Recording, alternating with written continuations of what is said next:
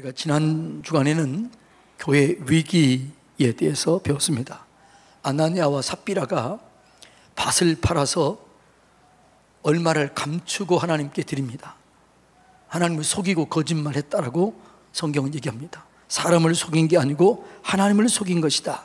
이 얘기를 듣자 그 자리에서 아나니아가 죽고 또 삽비라도 또 거짓말하다가 그 자리에서 죽었습니다. 자, 이런 일이 일어나자 예루살렘 초대교회는 큰 충격에 빠졌습니다. 그런데 이 충격에 빠지면서 그들이 떠나진 것이 아니고 오히려 교회가 든든하게 세워졌습니다. 왜냐하면 영적 대각성이 일어나게 된 거지요. 하나님이 살아계시구나. 하나님은 속일 수가 없구나. 하나님 앞에 거짓말할 수가 없구나. 우리가 이렇게 대충 신앙생활해서는 안 되겠구나. 하나님을 온전히 믿고 바르게 신앙생활을 해야겠구나. 이런 결단이 생긴 거예요. 자, 그 교회에게 아나니아 삽비라 사건 이후에 교회의 모습 5장 12절로 16절 민간의 표적과 기사가 많이 일어나며 믿는 사람이 다 마음을 같이하여 솔로몬 행각에 모이고 그 나머지는 감히 그들과 상종하는 사람이 없으나 백성이 칭송하더라. 믿고 죽게 나오는 자가 더 많으니 남녀의 큰 무리더라. 심지어 병든 사람을 메고 거리에 나가 침대와 요 위에 누이고 베드로가 지날 때 혹 그의 그림자라도 누구에게 덮일까 바라고 예루살렘 부근의 수많은 사람들도 모여 병든 사람과 더러운 귀신에게 괴로움을 받는 사람들을 데리고 와서 다 나음을 받으니라. 아멘. 아나니아 삽비라 사건 이후로 영적 대각성이 일어나게 되었다는 것입니다. 그들은 그 자신들을 더욱더 정결하게 했습니다. 하나님이 싫어하는 것, 이것을 끊어버렸습니다. 하나님이 기뻐하시는 일, 여기에 초점을 맞춥니다. 그리고 하나님을 두렵고 떨림으로 하나님을 섬겼습니다. 그랬더니 성령이 임하게 된 거예요. 성령이 임하게 되고 성령의 역사, 성령의 사건들이 일어나게 되었다라고 말하고 있습니다. 그리고 사도들의 가르침을 귀하게 여긴 거예요. 그러자 그들이 그 말씀 앞에 온전히 자기 자신을 세웠던 것이죠. 그래서 교회의 위상은 높아졌고 성도들을 함부로 대하지 못하고 하나님의 영광 가운데 능력이 임하게 됐어요. 여러분, 이것이 교회의 바른 모습인 줄로 믿습니다. 여러분, 교회가 교회다워지게 되면 하나님의 영광이 임하게 됩니다. 성도가 성도다워지게 되면 사람들이 성도를 함부로 대하지 못합니다. 두려워하게 됩니다. 그러면서도 존경하게 됩니다. 위상이 높아지게 됩니다. 그런데 요즘의 성도들 위상이 높아요? 낮아요? 아니, 스스로 얘기해 보세요. 교회 위상이 높습니까? 떨어졌습니까? 이 얘기는 뭐냐? 그럼 교회가 교회답지 못하다. 성도가 성도답지 못하다. 하나님의 살아계심을 교회에서 나타내지 못하고 있다. 이런 얘기예요. 여러분, 다시 한번 우리는 우리 교회가 성령 충만한 교회로 하나님의 살아계심을 나타내고 사람들은 교회를 보면서 두려워 떨며 하나님이 살아계시는구나, 이것을 느끼게 하고 보여줘야 될 줄로 믿습니다. 이런 교회로 세워지기 위해서는 교회가 성령 충만해야 돼요. 사람의 소리가 커지는 것이 아니라 하나님의 말씀이 높아지게 되고 말씀에 순종하게 되고 성령의 역사를 교회가 경험하게 될 때 이런 일들이 일어나게 되는 것이죠. 그러니까 사도행전 교회가 부흥했을 때는요, 항상 성령 충만했습니다. 그리고 그의 성도들은 거룩해졌습니다. 그리고 그 성도들은 존경받고 인정받고 위상이 높아졌습니다. 오늘 우리의 교회가 이런 교회의 모습으로 바뀌어져야 될 줄로 믿습니다.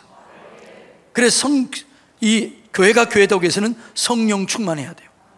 성령 충만한 교회가 되기 위해서는 사도행전이 몇 가지 원리가 있어요. 그 원리가 뭐냐? 오늘 본문에 보면 하나님을 두렵고 떨림으로 섬겼다는 거예요. 하나님을 경외했다는 거예요. 자, 11절, 12절 한번 읽어볼까요? 온 교회와 이 일을 듣는 사람들이 다 크게 두려워하니라.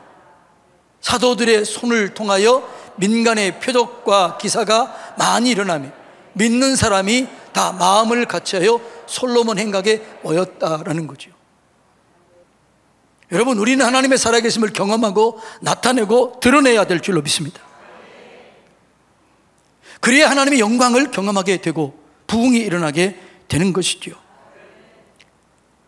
그러니까 제자들이 아나니아 삽비라 통을 통해서 그들이 각성이 일어난 거예요. 지금 우리가 이대로 신앙생활 안 되겠구나, 이렇게 내 중심적으로 아무렇게 살아서는 안 되겠구나, 그냥 속이거나 거짓말하고 대충 해서는 안 되겠구나, 진짜 믿어야겠고 바르게 믿어야겠고 온전히 믿어야겠구나, 이렇게 생각을 하게 된 것입니다. 진짜 하나님을 사랑하고 진짜 말씀을 의지하고 말씀 따라 살아야겠구나, 이렇게 각성을 한 거예요. 여러분, 하나님을 높이고 하나님을 사랑하면 그 교회, 그 성도에게, 그 가정에게 하나님이 역사하십니다. 오늘 여러분에게 하나님의 역사가 없다면 우리는 돌이켜 봐야 돼요. 내가 진실로 하나님을 섬기는가? 바르게 섬기는가? 온전히 섬기는가? 내가 두렵고 떨림으로 섬기는가? 돌이켜 봐야 돼요. 하나님 이렇게 얘기합니다. 잠언 8장 17절 다 같이 읽습니다. 나를 사랑하는 자들이 나의 사랑을 입으며 나를 간절히 찾는 자가 나를 만날 것이니라. 저는 우리 교회가 하나님을 가장 사랑하는 교회로 세워지길 원합니다. 하나님을 갈망하기를 주님의 이름으로 축복합니다. 여러분, 우리는 하나님을 섬길 때 그냥 지금처럼 대충 하면 안 돼요. 바르고 온전하게 하나님을 믿고 섬겨야 될 줄로 믿습니다. 하나님을 사랑하고 간절히 찾고 갈망하면 하나님이 우리를 만나 주셔요. 하나님의 살아계심을 경험해요. 하나님이 살아계시는구나. 그리고 우리의 신앙이 회복되고 영광을 경험하게 될 줄로 믿습니다. 이 성령 충만은 하나님을 두려워하고 경외하며 섬길 때 성령 충만한 역사가 일어나게 되는 것이죠. 여러분, 하나님을 사랑하고 하나님을 갈망하시기를 주님의 이름으로 축복합니다. 두 번째, 성령 충만의 역사는 항상 기도와 연관되어 있어요. 사도행전을 다른 말로 하면 성령행전이라고 이렇게 얘기합니다. 사도행전은 성령의 강력한 역사들이, 성령의 기름 부으심들이 강하게 나타났어요. 근데 언제 그랬느냐? 성령의 역사가 나타났던 그런 원리가 있어요. 그런 때가 있어요. 공통적인 때가 있는데 그게 뭘래요? 기도했을 때, 간절히 기도했을 때 성령님이 역사한 거예요. 다 같이 읽어볼까요? 여자들과 예수의 어머니 마리아와 예수의 아우들과 더불어 마음을 같이하여 오로지 기도에 힘썼다. 오직 기도에 힘썼다. 다른 것보다 기도에 집중했다는 거죠. 그렇게 했을 때 어떤 일이 나느냐? 2장 2절로 4절 다 같이 읽어볼까요? 호련히 하늘로부터 급하고 강한 바람 같은 소리가 있어 그들의 앉은 온 집에 가득하며 마치 불의 혀처럼 갈라지는 것들이 그들에게 보여 각 사람 위에 하나씩 임하여 있더니 그들이 다 성령의 충만함을 받고 성령이 말하게 하심을 따라 다른 언어들로 말하기를 시작하니라. 아멘. 불의 혀처럼 갈라지는 것들이 한 사람 위에 있는 머리마다 있는 거예요. 바람 같은 소리가 쉬 하는 소리가 그 모이는 공간에 임한 거예요. 성령의 말하게 하심을 따라 말하게 된 거예요. 거기에 기적과 능력과 표적이 따라온 거예요. 저는 우리 교회가 간절한 기도를 통해서 이런 역사들이 있게 되기를 축복합니다. 보여지고 들려지고 깨달아지고 믿어지는 그런 역사가 있어야 돼요. 말씀을 잃을 때마다 그 말씀이 내게 하는 것처럼 느껴져야 돼요. 말씀을 들을 때마다 이 말이 내게 하는 말씀이나 이게 느껴지는 거예요. 성령이 역사하면 설교가 여러분에게 하는 것처럼 내게 하는 것처럼 느껴지게 돼요. 말씀을 읽을 때 이 말씀이 내게 하는 것처럼 느끼게 돼요. 그래서 내가 죄를 지으면 자복하고 통회하고 회개하게 되는 거예요.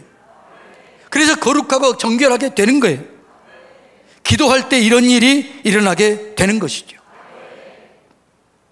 사도행전 3장에 놀라운 기적이 일어납니다. 근데 그때는 베드로와 요한이 제9시 기도 시간에 기도하러 가다가 나면서부터 안진병이 된 자를 발견합니다.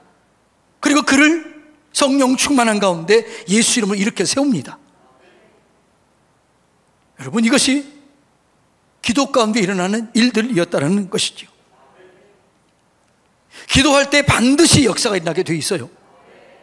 사도행전 4장에 보면은 또 한 번 강력한 성령의 역사가 일어나게 되는데, 한번 볼까요? 4장 30절로 31절 다 같이 읽어볼까요? 손을 내밀어 병을 낫게 하시옵고 표적과 기사가 거룩한 종 예수의 이름으로 이루어지게 하옵소서 하더라. 빌기를 다하매 모인 곳이 진동하더니 무리가 다 성령이 충만하여 담대히 하나님의 말씀을 전하니라. 아멘. 빌기를 다하매, 이 말이 무슨 말이에요? 기도의 분량이 채워졌다는 거죠. 그 기도의 분량이 채워져야 역사가 일어나게 되는 것이죠. 여러분, 기도하다가 중간에 포기하면 역사가 일어나지 않습니다. 기도가 채워져야 돼. 분량이 채워져야 돼. 그 기도의 능력이 나타나게 되는 것이지요. 그랬더니 어떻게 돼요? 그 땅이 진동하는 거예요. 여러분, 기도하다가 몸이 뜨거워지고 병이 치료되고 아이디어가 떠오르고 하나님의 살아계심을 경험하는 이런 일들이 여러분의 인생 속에 한 번이라도 있었나요? 한 번이라도 없다면 그 불행한 신앙생활이에요. 너무 힘들어요. 재미가 없어요. 그러나 이런 성령의 능력을 경험하게 되면 재미있어요. 신나요. 감사해요. 이런 성령의 역사가 여러분 가운데 있게 되기를 주님의 이름으로 축복합니다. 마가복음 9장에 보면 예수님이 한 마을에 이르렀을 때 거기서 제자들이 한 병든 자의 아버지와 토론하면서 논쟁을 하고 있어요. 그래서 그 아버지가 예수님께 와서 얘기합니다. 예수님, 내 아들이 귀신에 들려서 말 못하고 듣지 못합니다. 이를 갈며 거품을 흘리며 경련을 일으키며 우리 아이들을 괴롭힙니다. 내 아들을 고쳐주십시오. 할 수 있으면 고쳐주십시오. 그러니까 뭐라고 그래요? 할 수 있거든이 무슨 말이냐? 믿는 자에게 능치 못할 일이 없다. 그러니까 뭐라고 그래요? 주여, 내가 믿기를 원합니다. 믿음을 주시옵소서. 그래서 예수님께서 그래요. 내가 명하노니 귀먹고 말 못하게 한 악한 영은 떠나갈지어다. 그러니까 경련을 일으키며 떠나갑니다. 그리고 회복됩니다. 그때 제자들이 물어봐요. 예수님, 왜 우리는 이런 일이 일어나지 않았습니까? 왜 우리는 이런 삶을 나타내지 못합니까? 그때 예수님께서 29절 이렇게 얘기합니다. 읽어볼까요?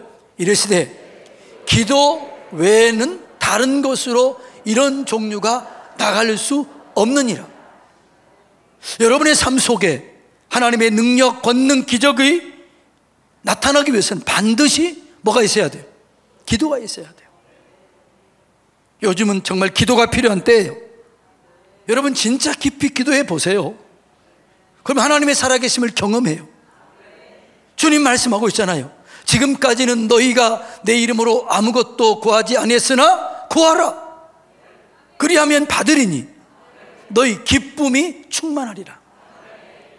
여러분 기도해서 응답받고 기쁨이 충만한 삶을 살고 계시나요? 아니면 그냥 종교인처럼 왔다 갔다 하면서 체면치레 하고 있나요? 여러분 하나님의 살아계심을 기도를 통해서 경험하시기를 주님의 이름으로 축복합니다. 주님은 지금도 기도자 하는 자를 찾고 계시는 거죠. 주님이 찾을 때 내가 여기 있습니다. 내가 이 기도의 자리에 있습니다. 이런 기도의 그런 부흥이 우리 교회에 있게 되기를 축복합니다. 이제 얼마 안 있으면 우리 교회 24시간 기도하는 기도의 장소를 만들 거예요. 언제나 기도할 수 있는 자리를 만들 거예요. 그 기도가 가득 차게 되기를 축복합니다. 기도가 쌓여지면 능력이 임해요. 가정의 기도가 쌓여지면 그 가정의 능력이 임하고, 교회의 기도가 쌓여지면 능력이 임해요. 그 심령 속에 기도가 쌓여지면 기적이 일어나요.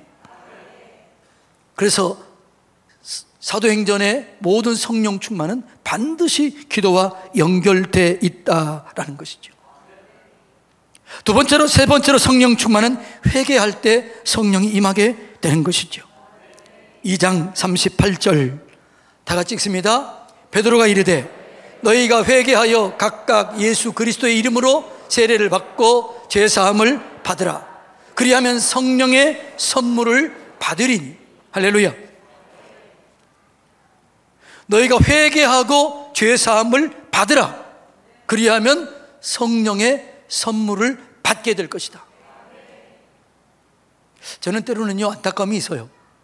여기 이렇게 많은 사람들이 모여 계시잖아요. 그런데 깊이 기도하는 사람들은 불과 20%도 안 돼요.